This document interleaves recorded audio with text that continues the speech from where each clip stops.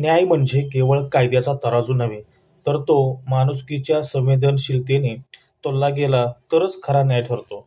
हे कराड लोकन्यायालयात जिल्हा न्यायाधीश यू.एल. जोशी यांनी पुन्हा एकदा ठामपणे सिद्ध केले आहे. सीमा सुरक्षा दलातील जवान नितीन मोहन शेवाळे याच्या अपघाती मृत्यूने हादरलेलं कुटुंब एकीकडे दुःखाच्या गर्तेत तर दुसरीकडे न्यायाच्या प्रतीक्षेत होते.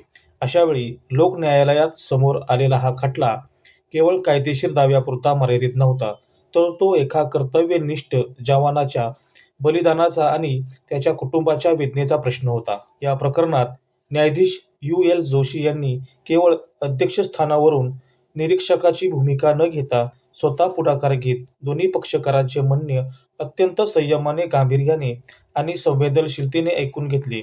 त्यांनी कायद्याच्या चौकटीत राहून माणुसकीला केंद्रस्थानी ठेवत संवाद घडवून आणला. जवानाच्या कुटुंबियाच्या डोळ्यातील अश्रू, त्यांच्या शब्दातील वेदना आणि विमा कंपनीच्या कायदेशीर बाजू या सर्वांचा समतोल साधत न्यायाधीश जोशी यांनी समेटाचा मार्ग खुला केला.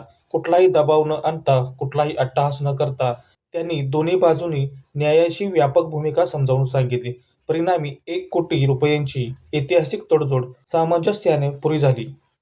ही तडजोड केवळ आकड्यात मोजता येणारी नव्हती, ती एका शहीद जवानाच्या बलिदानाची समाजाकडून दिलेली आदरांजली होती.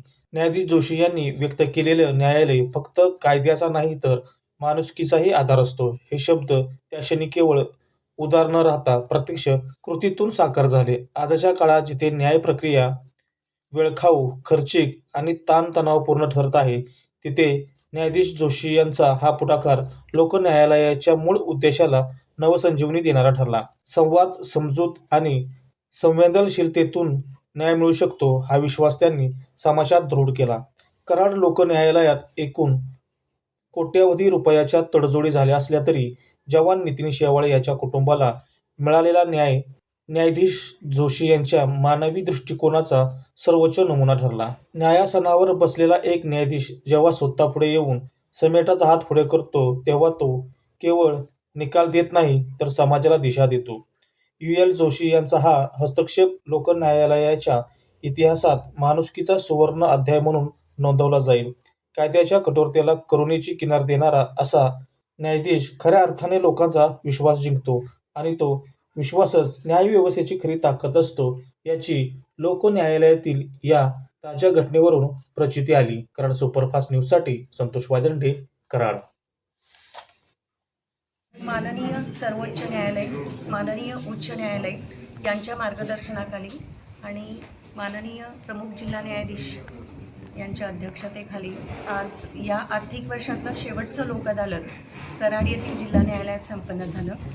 आज सांगायला अभिमान वाटतो की नेहमीप्रमाणेच आजही या लोकन्यायालयात कराडच्या जनतेनं खूप साऱ्या केसेस मिटवून आम्हाला उत्स्फूर्त प्रतिसाद दिला.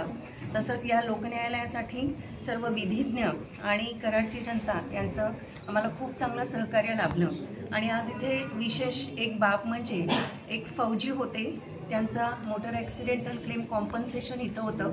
आज ते गोवेकर वकील साहेब यांच्या सहकार्यानं हे आज इथं मिटलेलं आहे आणि त्या इन्शुरन्स कंपनीने आज 1 करोड रुपयाचा चेक इथं ते फौजीचे जे आई वडील आणि त्यांची पत्नी आहे यांना अदा केलेला आहे.